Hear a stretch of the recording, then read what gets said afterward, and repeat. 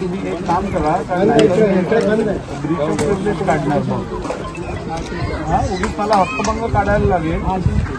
तुम्ही याच्यात फक्त एक काम करा, कोणी पॉलिटिशियनचं मला नाव सांगू नका, मी ऐकणार नाही. ह्याच्यात अजिबात बिल्डरला शोकॉज काढा आणि त्याची स्कीम रेकॉर्ड करा. त्यांनी एक जरी हे केलं तर, झोपडा अजून तोडलं तर मी तसे निर्देश पाठवतोय तुम्हाला.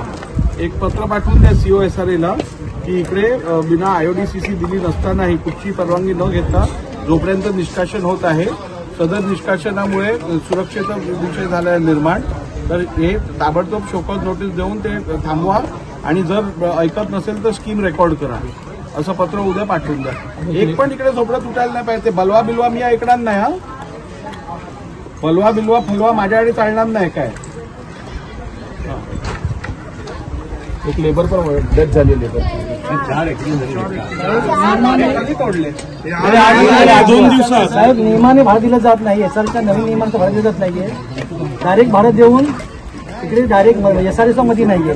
डायरेक्ट भाडं देऊन लोकांकडे एक पेपरवर आम्ही याचं डेमोलिश करू, बिल्डर डेमोलिश करू असं ना. 33-32 नोटीस आहे, काहीच नाहीये. म्हणजे ह्या लोकांना फाट्यावर मारेल. एक काम करो या विषयातली गांभीर्य लक्षात घ्या. COSRA BMCचे अधिकारी यांना बोलवून नेहरू प्लॅनेटोरियमच्या कुठे हॉल कुठे मिळेल आपल्याला हॉल बुक करून तिकडे बोलवा. आपण हा विषय सोडवून टाकू. समजलं ना? हॉल कुठे करायचा यांच्याकडनं घेऊन तारीख गुरुवारची ठरवा. गुरुवारी आपण इकडे मीटिंग घेऊन हे सगळे विषय समोर घ्यायचे.